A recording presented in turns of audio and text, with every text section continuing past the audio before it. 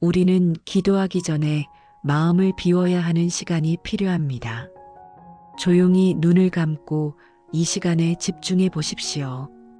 순종의 기도는 하루를 돌아보며 내가 믿음대로 행동했는지를 점검하는 시간입니다. 예수님은 요한복음 14장 15절에서 제자들에게 분명히 말씀하셨습니다. 너희가 나를 사랑하면 나의 계명을 지키리라. 사랑은 말로 증명되지 않습니다. 사랑은 순종으로 증명됩니다. 우리가 하나님을 사랑한다고 고백한다면 그것은 곧 그분의 뜻을 따라 사는 삶으로 연결되어야만 진짜입니다. 하나님께 순종하는 길은 때로 우리의 생각과는 다릅니다. 자존심을 내려놓아야 할 때도 있고 손해를 감수해야 하는 결정 앞에 서게 될 때도 있습니다. 때로는 세상의 가치와 충돌하는 선택을 해야 하며 어떤 순간에는 전혀 이해되지 않는 길을 걷게 되기도 합니다. 그러나 바로 그 자리에서 순종이 믿음보다 더 깊은 신뢰임을 드러냅니다. 창세기 22장에서 아브라함은 하나님의 말씀에 따라 아들 이삭을 번제로 드리기 위해 모리아산으로 갑니다. 그 명령은 인간적으로 이해할 수 없는 일이었고 아브라함의 감정은 상상할 수 없을 만큼 무너졌을 것입니다. 그러나 그는 묵묵히 걸었고 결국 순종해 자리에서 하나님의 예비하심을 경험했습니다. 순종은 하나님을 경험하는 자리입니다. 순종의 기도는 이렇게 드릴 수 있습니다.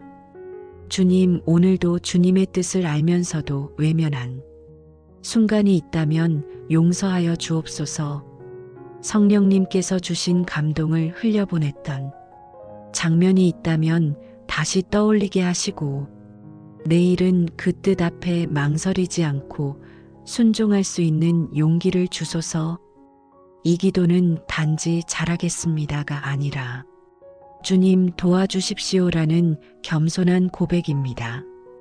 빌립보서 2장 13절은 순종의 원천을 이렇게 설명합니다.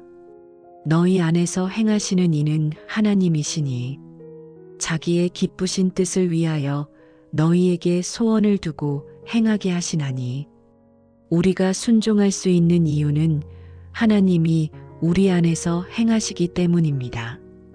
우리가 갖게 되는 거룩한 소원조차도 하나님이 주시는 것이며 그분이 우리를 통해 이루시려는 일입니다. 그러니 우리가 할 일은 의지를 앞세우는 것이 아니라 마음을 열고 주님의 손에 맡기는 것입니다.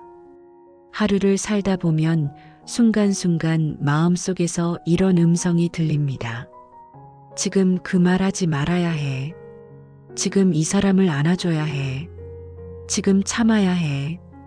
그것은 성령님의 세밀한 음성이며 우리를 순종의 길로 이끄시는 안내입니다. 그리고 우리는 그 음성 앞에서 응답하는 법을 배워야 합니다. 순종은 결과보다 과정이 더 중요합니다.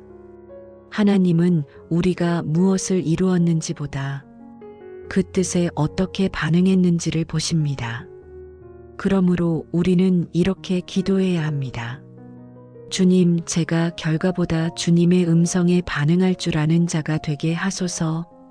성과보다 순종을 먼저 생각하게 하시고 지금 이 순간에 주님께 예라고 말할 수 있는 믿음을 주소서. 시편 129편 2절은 이렇게 고백합니다. 주의 증거들을 지키고 전심으로 여호와를 구하는 자는 복이 있도다. 순종은 복을 받기 위한 수단이 아니라 그 자체가 복된 삶입니다. 하나님을 믿고 따르는 삶은 외형의 성공과는 다를 수 있지만 그 안에는 언제나 평안과 믿음이 있습니다.